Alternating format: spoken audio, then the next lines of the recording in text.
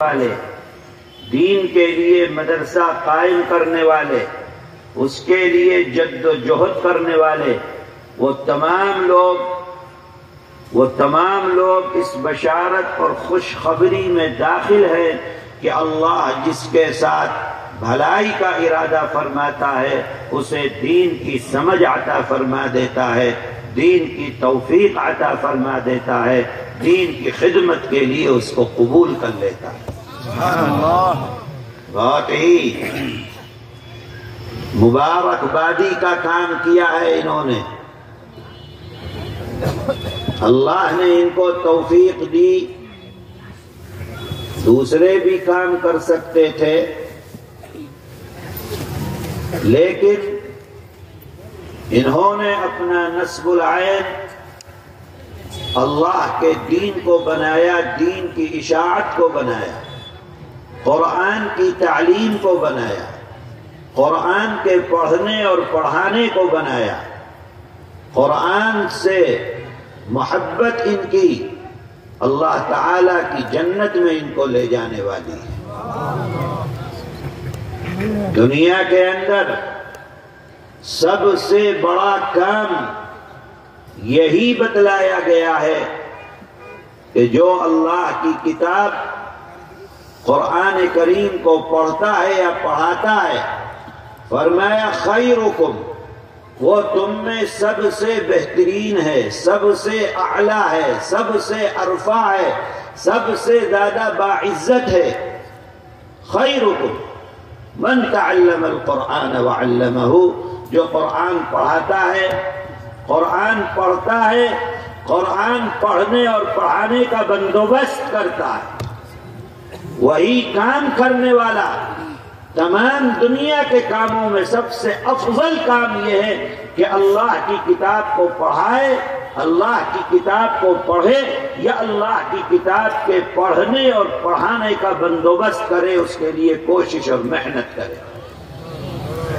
میرے بھائی مسلمانوں، آج ہمیں یہ کہنے میں کوئی تردد نہیں ہے، ہر آدمی کھلی آنکھ سے دیکھ رہا ہے کہ مسلمان نے قرآن کریم سے اپنے رابطے کو ختم کر لیا ہے۔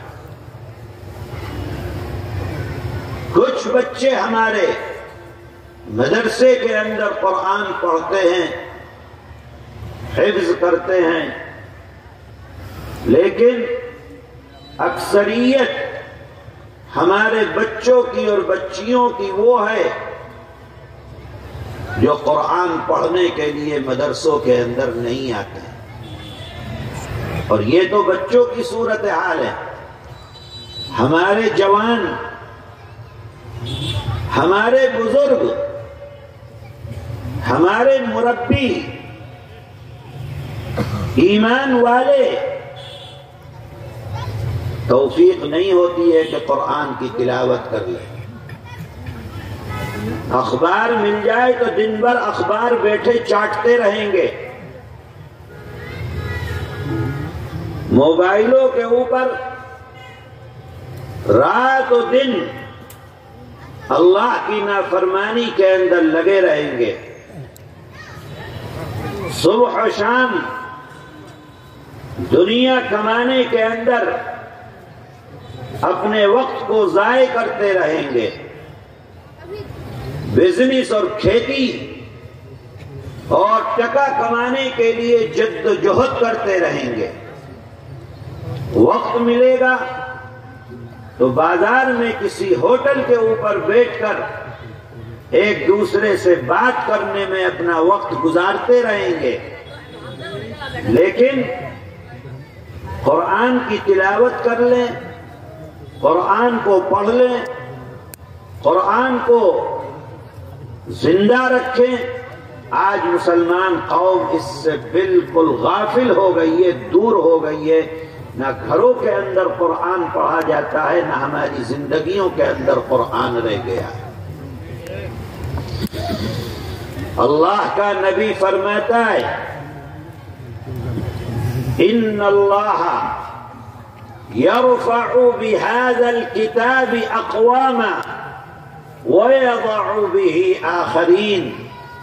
اللہ تعالیٰ کی اس کتاب کو جو لوگ اپنی زندگی کے اندر زندہ رکھتے ہیں، اپنی زندگی اس کتاب کے مطابق گزارتے ہیں، اس کتاب کی تلاوت بھی کرتے ہیں اور اس کتاب کے مطابق اپنی زندگی کو بناتے ہیں، تو اللہ انہیں اس دنیا کے اندر عزت عطا فرماتا ہے۔ اور جو لوگ تلاوت نہیں کرتے، محبت نہیں کرتے اور اس کتاب کو بند کر کے اپنے گھر کے اندر رکھتے ہیں، اللہ تعالیٰ اسی کتاب کے واسطے سے اس قوم کو جس نے اللہ کی کتاب قرآن کو چھوڑ دیا، اللہ اس کو ذلیل اور رسوا کر دیتا ہے۔ آج کی صورتحال پوری مسلم معاشرے کی آپ دیکھیے کہ ہم نے اس کتاب قرآن کو یہ سمجھ لیا کہ یہ مردے کے اوپر پڑھی جانے والی کتاب ہے۔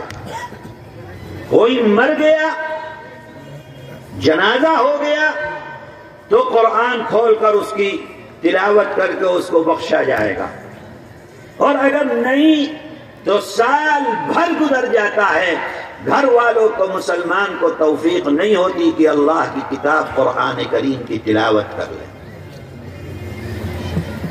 میرے عزیزو، اللہ کا نبی حضرت محمد صلی اللہ علیہ وسلم جس کا کلمہ ہم اور آپ پڑھتے ہیں، جن کی محبت کے ہم دعوے کرتے ہیں، جن کے لیے مرنے اور جینے کی قسمیں کھاتے ہیں، وہ اللہ کا نبی اس قرآن سے ایسی محبت رکھتا ہے کہ اما عائشہ صدیقہ رضی اللہ تعالی عنہا فرماتی ہیں کہ اللہ کے نبی جب دن بھر تمام کاموں سے فارغ ہو کر اب گھر میں رات میں آرام کے لیے تشریف لے کر آئے ہیں تو اللہ کے نبی آنے کے بعد آرام نہیں فرماتے ہیں، نیت باندھ کر کھڑے ہو جاتے ہیں، قرآن کی تلاوت کرتے ہیں۔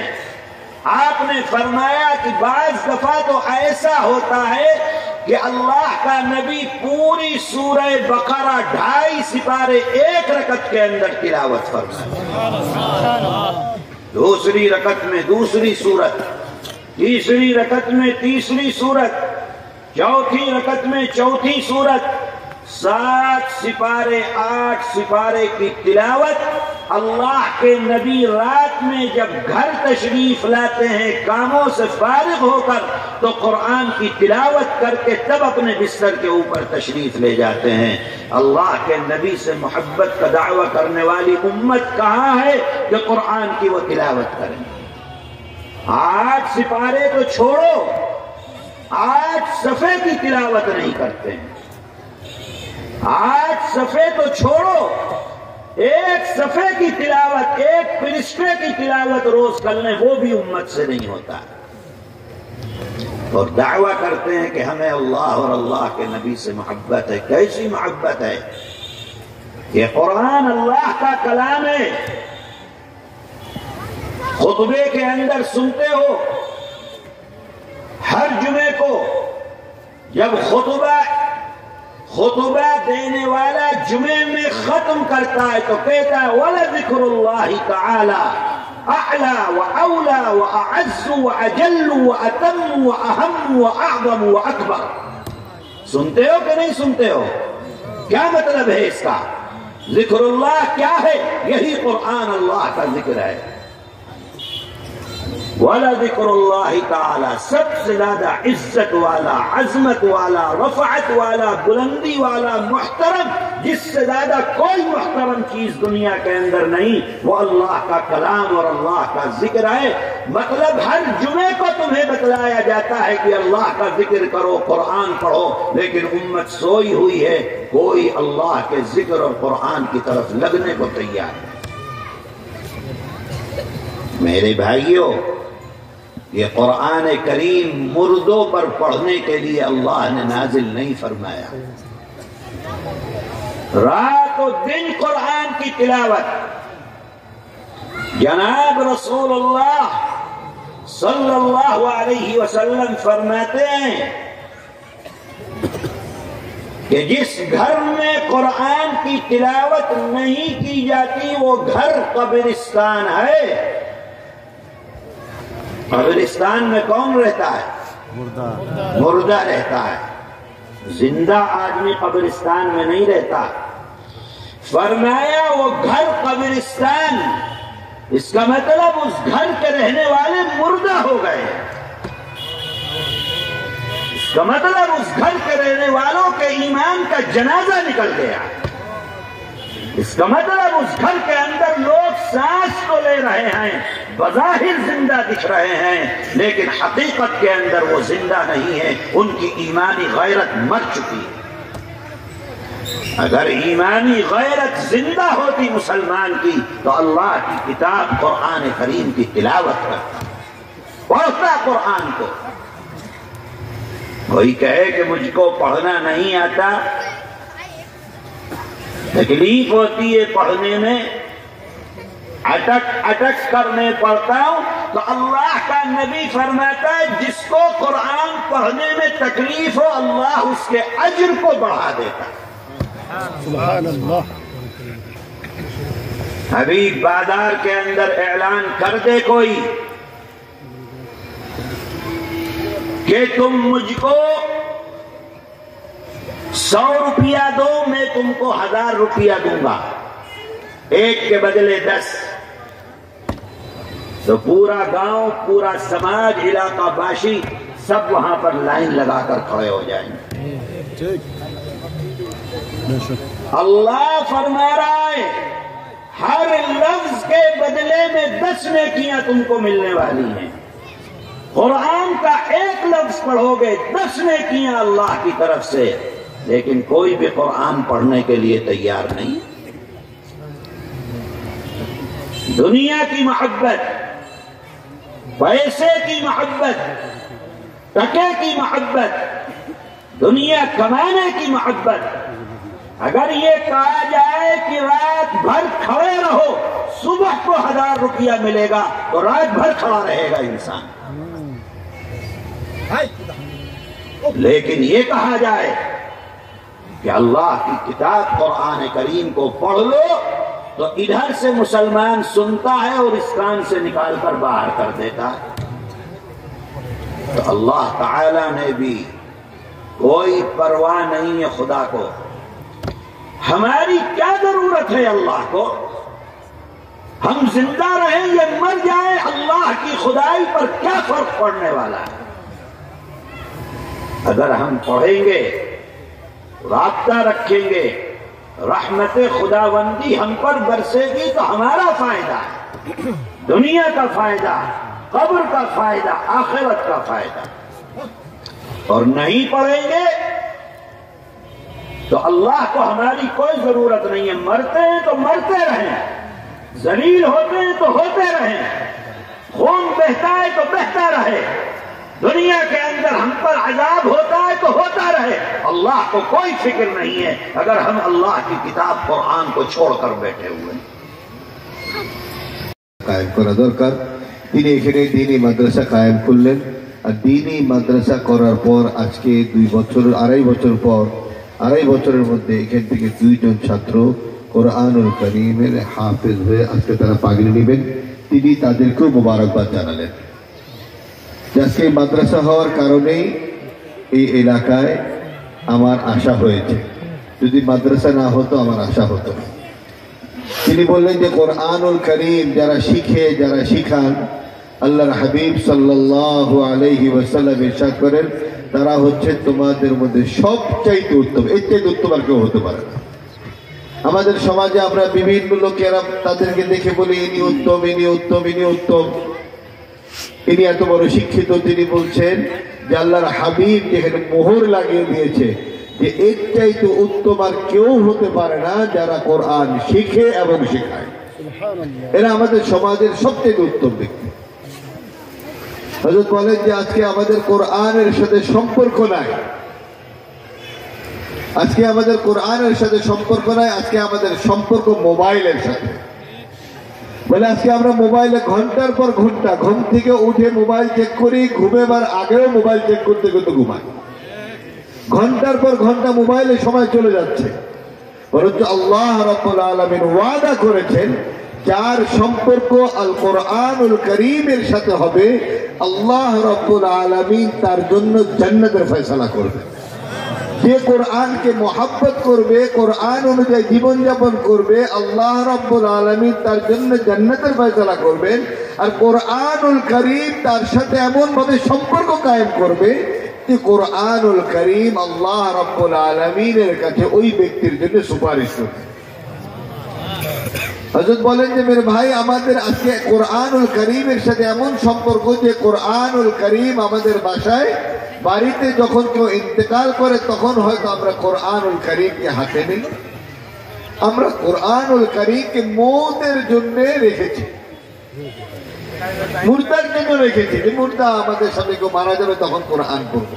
আজকে কোরআনের সাথে আমাদের এমন সম্পর্ক হয়েছে। হযরত বলেন যে আমি সকলের কাছে আমার অনুরোধ, আপনারা কমস কম প্রতিদিন 1 পৃষ্ঠা হলেও আল কোরআনুল কারীমের তেলাওয়াত করেন। প্রতিদিন 1 পৃষ্ঠা। তিনি বলেন যে 1 পৃষ্ঠা তেলাওয়াত করতে কতক্ষণ সময় লাগবে? 2 মিনিট অথবা 3 মিনিট। বলে যে আল্লাহ রাব্বুল আলামিন আল্লাহর হাবিব মুহাম্মদ মুস্তাফা সাল্লাল্লাহু আলাইহি ওয়াসাল্লামের মাধ্যমে আমাদের কাছে এই বার্তা পৌঁছে দিয়েছেন। আল্লাহর হাবিব বলেন, যদি কেউ কোরআন পড়তে থেকে থেকে আটকে আটকে কোরআন পড়ে, তো আল্লাহ রাব্বুল আলামিন ওই ব্যক্তির জন্য আজর সওয়াবও বাড়িয়ে দেন। কোরআনের সাথে সম্পর্ক করার ব্যাপারে তিনি অনেক গুরুত্ব দিয়েছেন। আমরা যদি আমাদের জীবনকে সাজাতে চাই, আমরা যদি দামি হতে চাই, যেভাবে মসজিদের মধ্যে খুতবার মধ্যে কোরআনুল কারীমের ইজ্জত আর সম্মান নিয়ে খতিবরা প্রতি জুমাতেই এই দোয়া করে থাকেন, বলে ঠিক যেভাবে কোরআনকে আল্লাহ রাব্বুল আলামিন সম্মানিত করেছেন, ইজ্জত দিয়েছেন, বলে যারা কোরআনের সাথে সম্পর্ক কায়েম করবে, কোরআন ওয়ালা হবে, কোরআনকে মহব্বত করবে, আল্লাহ রাব্বুল আলামিন যেভাবে কোরআনকে সম্মানিত করেছেন, বলে আল্লাহর ওই বান্দাকে আল্লাহ রাব্বুল আলামিন সম্মানিত করবেন আর ইজ্জত দান করবেন। আল্লাহ রাব্বুল আলামিন আমাদের সকলকে কোরআনুল কারীমের সাথে সম্পর্ক কায়েম করার, কোরআনুল কারীমের তেলাওয়াত করার, কোরআনুল কারীম অনুপাতে আমাদের জীবনকে চালাবার আল্লাহ তৌফিক দান করুন। আমিন ইয়া রাব্বাল আলামিন। ওয়া আখিরু দাওয়ানা